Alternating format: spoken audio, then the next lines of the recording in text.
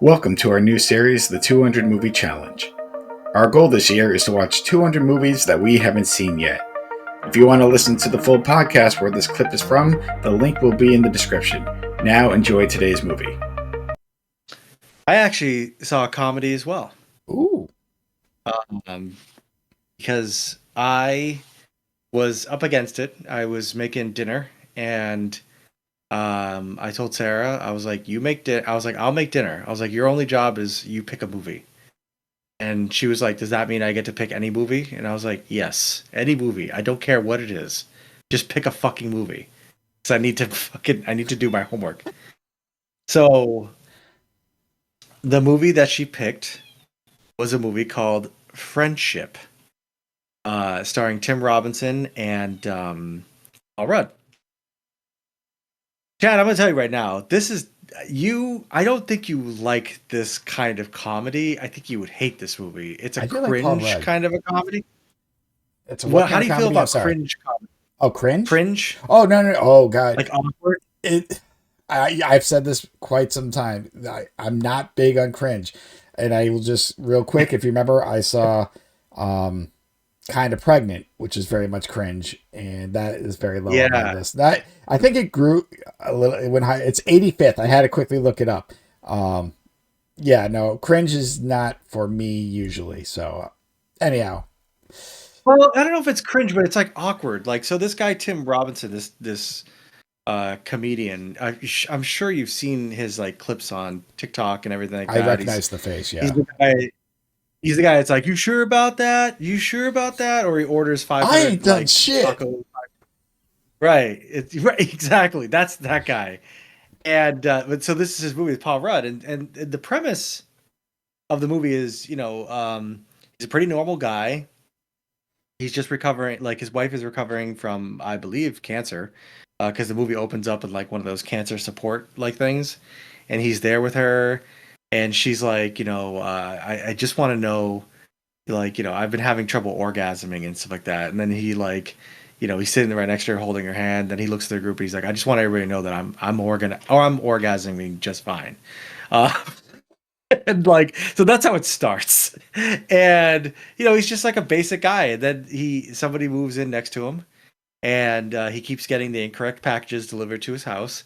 And so he goes over and he meets Paul Rudd's character, who Paul Rudd is this really kind of cool guy. He's Paul Rudd, and he's a weatherman.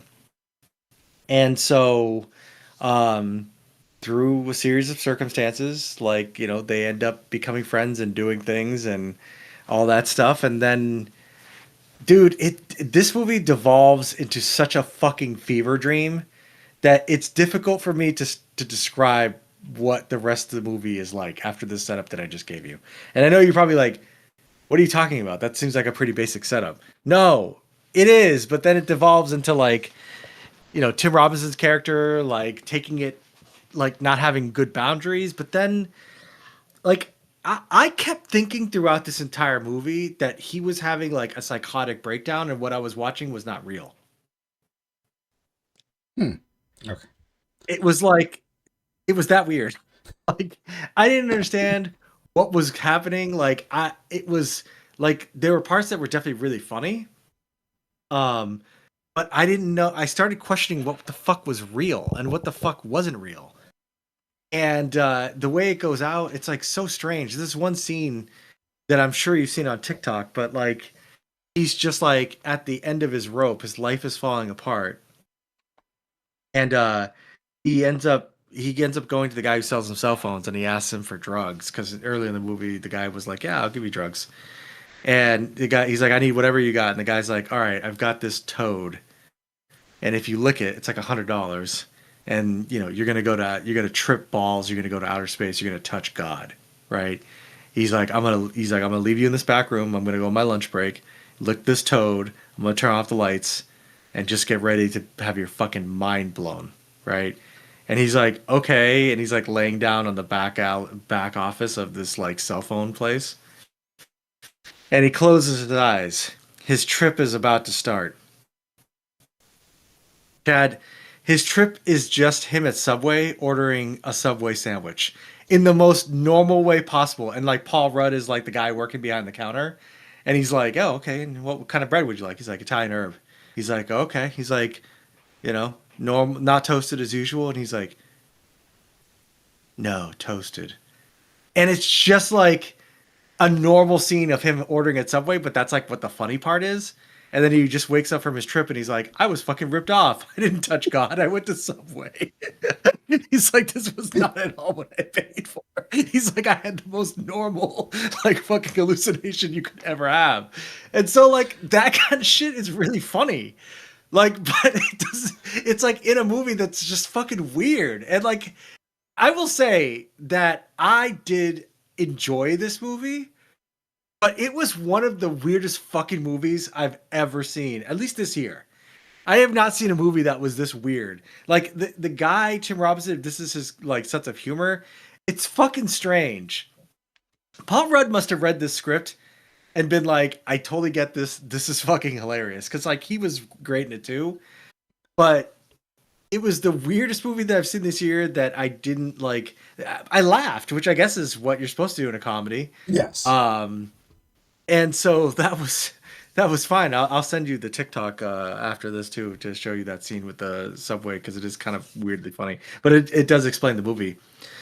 But it just devolves. There's like, and the end scene is just fucking strange. And it's both the substance and friendship end. Like their credit scene is the title of the movie. You know, are you familiar with this behavior where it's like the movie ends and it's like the substance, and it's like friendship ends and it's like friendship. If you're okay with a weird, awkward, like kind of fever dream movie that doesn't follow any of the rules of like what you would expect from this comedy, because I'm like, oh, it's gonna be a movie with Tim Robinson and this dude. They're just gonna get into shenanigans, right? Paul Rudd. Mm. It went completely against the convention of what I was expecting, and just went into like left field. But again, I did laugh. So it did its job, but man, I don't know. This is one of the just offbeat. This guy's sense of humor is very, very strange.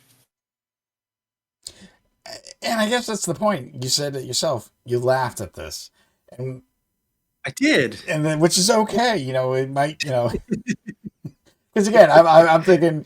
I know you said cringe, and obviously I'm not going to have you explain the whole movie to me, but that subway trip, like, Yeah. to me, I would find that funny as shit, because it's just like, oh my God, I'm just going to touch God, I'm going to do this.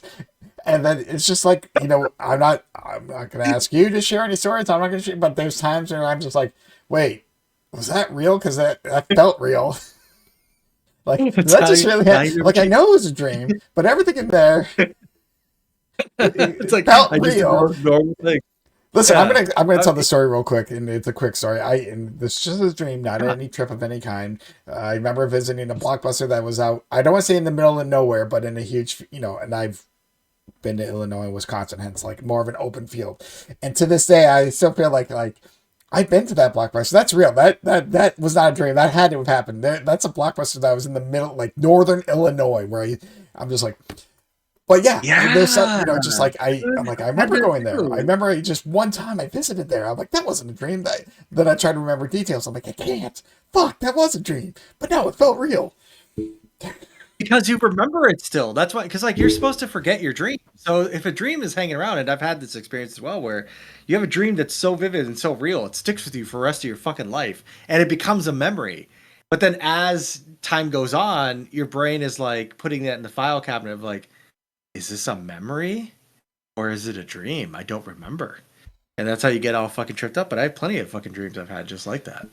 Oh.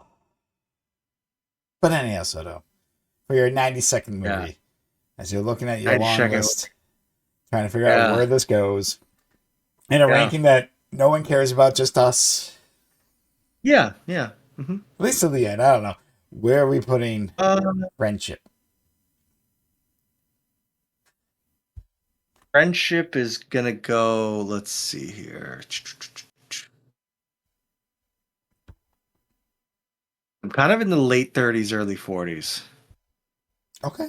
kind of what I'm feeling. But I also feel like this could be in the late 20s too. See, that's how I felt about Old Dads. I'm with you right now because I was up. Like I said, I saw 15 numbers. I'm like, this could go down here. I'm like, but this could go up here. But this could go here. It's hard. Yeah, because I'm like, well, I liked it more than I liked this. I liked it more than I liked because there was a certain I could appreciate the genius that went into this movie. Um, Even if it was awkward and strange. Again, I